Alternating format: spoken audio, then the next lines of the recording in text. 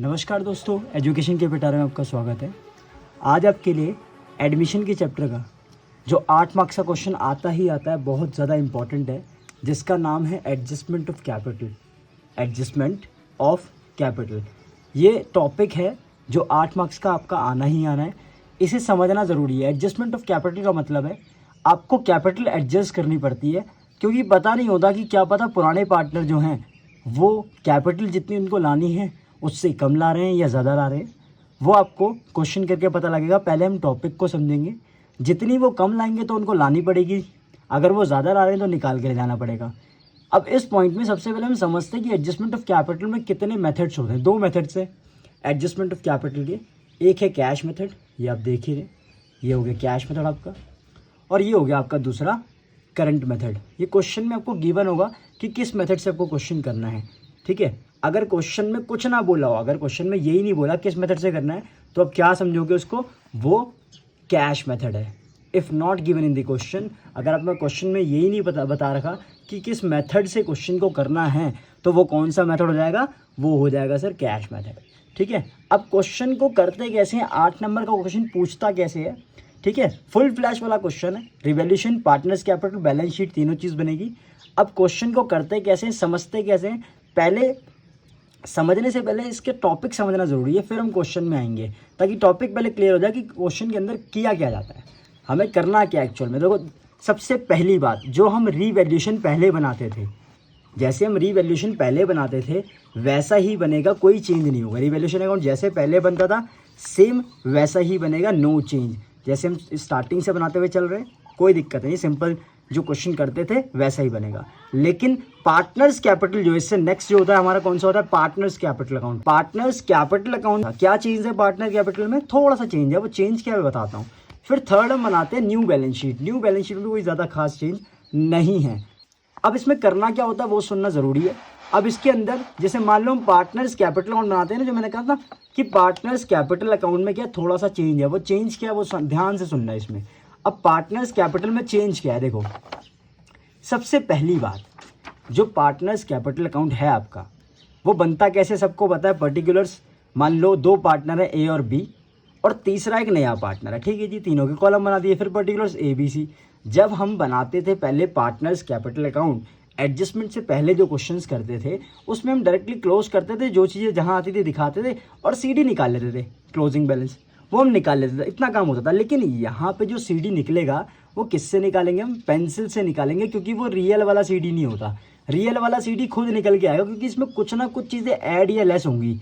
Add या less कैसे होंगी वो हम आगे जानेंगे, टॉपिक को करते कैसे हैं, ठीक है। तो पार्टनर्स कैपिटल में थोड़ा सा चेंज किया है कि जो सीडी निकालेंगे वो पेंसिल से निकलेगा, इतनी सी बात है, ठीक है। अब नेक्स्ट चलते हैं।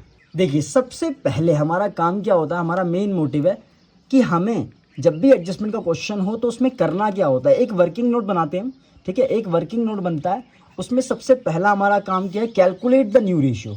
आपने क्या निकालनी है, सबसे पहले नई रेशियो निकालनी है, या तो क्वेश्चन में गिवन होगी या आपको खुद से ये निकालनी पड़ेगी, कैलकुलेट द न्यू रेशियो। पहला स्टेप ये हो गया। अब दूसरा स्टेप हम क्या करते हैं, दूसरे स्टेप में क्या करते हैं, second step, total capital of the firm, पूरी फर्म की कैपिटल निकालते हैं, ठीक है। एडजस्टमेंट का तरीका बता रहा हूँ, क्वेश्चन को सॉल्व करने का क्या होता है। पूरी फर्म की कैपिटल निकालेंगे, कैसे निकालते हैं, जो नया पार्टनर कैपिटल लेके आया वो अमाउंट लिखो, और जो नए पार्टनर का शेयर है उसको उल्टा कर दो, रेसिप्रोकल कर दो, तो क्या निकल के आ जाएगी, पूरी फर्म की कैपिटल। फिर हम क्या करते हैं, एज कैपिटल शुड बी, ठीक है, as capital should be.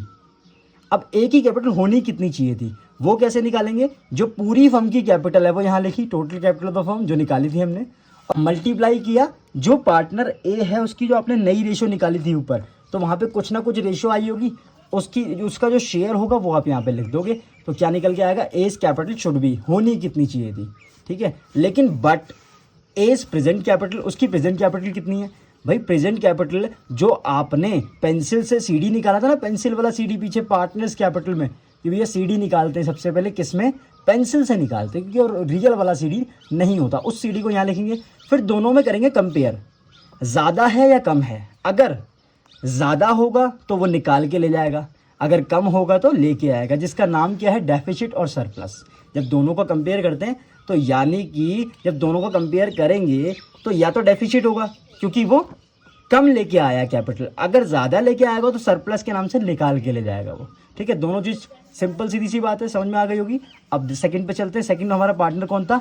B. B के साथ भी यही खेल खेलना है। बीस कैपिटल शुड बी, कैसे क्या होनी चाहिए, बी की कैपिटल कितनी होनी चाहिए, पूरी फर्म की कैपिटल जैसे यहाँ लिखी सेम एज इट इज़ यहाँ लिख दो, और फिर यहाँ पे बी का नया शेयर लिखना जो आपने यहाँ पे निकाला होगा न्यू रेशियो पे। ठीक है, तो बी का शेयर यहाँ पे लिख दिया, उसे कैलकुलेट करके क्या निकलेगी, बी की कैपिटल कितनी होनी चाहिए वो निकल के आएगी। अब बट बीस प्रेजेंट कैपिटल कितनी है, वही पेंसिल वाला सीडी जो पीछे हमने निकाला पेंसिल से, उस सीडी को यहाँ रखेंगे, फिर कंपेयर करेंगे ज़्यादा है या कम है। अगर ज़्यादा होगा तो निकाल के ले जाएगा, कम होगा तो लेके आएगा, वही नाम से डेफिसिट और सरप्लस। डेफिसिट का मतलब है लेकर आना, सरप्लस का मतलब होता है लेके जाना, पैसा निकाल के ले जाएगा। तो यही काम करते हैं किसमें, एडजस्टमेंट ऑफ कैपिटल में। जो ज़रा सा फ़र्क है वो ये फ़र्क है कि आपको ये वर्किंग नोट बनाना पड़ेगा, इसके बिना आपका नहीं हो पाएगा एडजस्टमेंट का क्वेश्चन। फिर इफेक्ट क्या पड़ता है वो ध्यान से सुनना, इसका इफेक्ट, ये जो डेफिसिट सरप्लस है इसका इफेक्ट क्या पड़ता है वो ध्यान से सुनना। इतना करने के बाद हम चेक करते हैं कौन सा मेथड है, कैश या करंट। ठीक है, कैश मेथड हुआ तो क्या करेंगे, करंट मेथड हुआ तो अकाउंट में इफेक्ट क्या पड़ेगा। देखो सबसे पहले पार्टनर्स कैपिटल अकाउंट जब बनता है तो वहां पे आपका ये डेफिसिट और सरप्लस का इफेक्ट क्या पड़ता है वो ध्यान से सुनना। अगर कैश मेथड हुआ तो आप कैश यहाँ भी लिखेंगे और यहाँ भी लिखेंगे, वो क्वेश्चन के ऊपर डिपेंड करता है कि वर्किंग नोट में क्या निकला है। अगर वो सरप्लस है यानी कि अगर वो निकाल के ले जा रहा है पैसा तो यहाँ दिखाएंगे, कोई भी पार्टनर हो, या तो ए भी निकाल सकता है या बी भी निकाल सकता है, दोनों में से कोई भी पैसा निकाल के ले आ सकते हैं। वो तो वर्किंग नोट पर डिपेंड करेगा कैपिटल कितने निकल के आई है। ठीक है, अब दूसरा पॉइंट है भाई बाई कैश।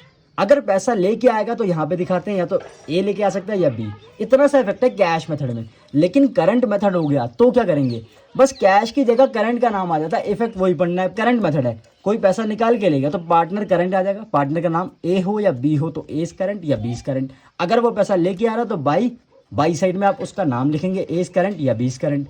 इसका इफेक्ट बैलेंस शीट पे पड़ता है, वो आप देख लीजिए, नीचे हमने बैलेंस शीट बनाई है, न्यू बैलेंस शीट। क्या इफेक्ट पड़ता है ध्यान से सुनना, लाइबिलिटीज अमाउंट, एसेट्स अमाउंट, ये सबको पता है, नॉर्मल सी बात है। ठीक है, बेसिक चीजें हैं। अब इसके बाद ये जो करंट है, कैश की बात नहीं कर रहा, करंट की बात कर रहा हूँ, इसका इफेक्ट दूसरा क्या पड़ता है, जो ये टू पार्टनर करंट यहाँ पे होगा, कोई भी पार्टनर हो चाहे वो ए हो या बी हो, उसका पार्टनर का करंट अकाउंट आपका बैलेंस शीट की लाइबिलिटी साइड में शो होगा पार्टनर करंट के नाम से, और जो बाई साइड में पार्टनर करंट अकाउंट है वो आपका एसेट साइड में हूबहू उतर जाएगा। तो मेन मेरा मकसद यही कि सबसे पहले टॉपिक क्लियर करो फिर क्वेश्चन में आओ। इससे क्या होगा, तुम्हारे जो 8 नंबर हैं वो पूरे हो जाएंगे। टॉपिक कर जाइए, टॉपिक अगर आपने समझ लिया तो भैया कुछ भी नहीं है, पूरा एडजस्टमेंट खत्म। अगर टॉपिक नहीं समझा तब दिक्कत आ सकती है। टॉपिक समझना बहुत ज़रूरी है, बिना टॉपिक के कुछ नहीं हो सकता। टॉपिक क्लियर करो, पूरे 8 मार्क्स ले जाओ। तो मिलते हैं नेक्स्ट वीडियो में। नेक्स्ट वीडियो में आपको क्वेश्चन कराया जाएगा इसका, ठीक है।